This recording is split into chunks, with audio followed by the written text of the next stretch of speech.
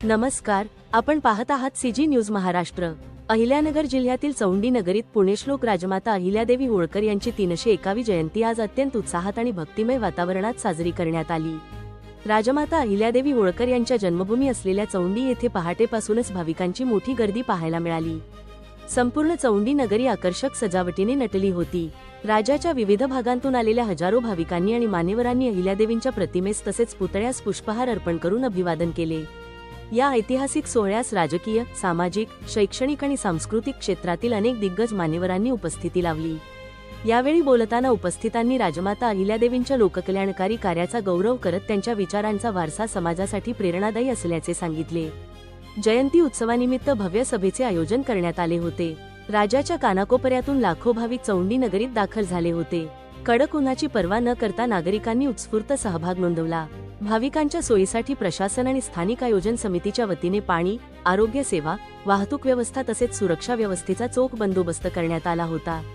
राजमाता अहिल्यादेवी होळकर यांनी आपल्या न्यायप्रिय, लोकाभिमुख आणि धर्मनिरपेक्ष कारभारातून इतिहासात अजरामर स्थान निर्माण केले।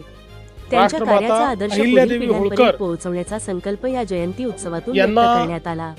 मी नमन करतो, राजमाता त्यांच्या चरणी अहिल्यादेवी होळकर नतमस्तक यांच्या होतो। विचारांचा या देशामध्ये गौरव करणारा हा जयंती सोहळा चौंडी नगरीत ज्यांनी उत्साह, श्रद्धा आणि प्रेरणेचे प्रतीक हिंदू ठरला। अस्मिता जागृत ठेवली, ज्यांनी अनेक आक्रमणानंतर सनातन धर्म जिवंत ठेवला, ज्यांनी लोकशासन आणि लोकप्रशासन कसं असू शकतं याचं आदर्श उदाहरण छत्रपती शिवरायांच्या नंतर दिलं, अशा पुण्यश्लोक अहिल्यादेवी होळकर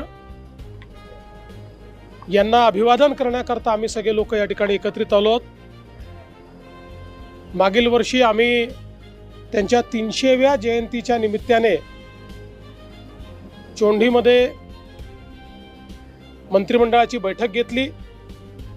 महाराष्ट्रातले जेवढी शक्तिस्थळ आहेत त्यांचं पुनर्निर्माण करण्याचा निर्धार आम्ही केला आणि मला सांगताना आनंद वाटतो की जे निर्णय इथे घेतले ती सर्व कामं आम्ही सुरू केलेली आहेत आणि इथलाही विकास आराखडा हा मंजूर झालेला आहे। प्राध्यापक राम शिंदेजी यांच्या नेतृत्वात त्याच्या सर्व काही गोष्टी आम्ही पूर्ण केलेल्या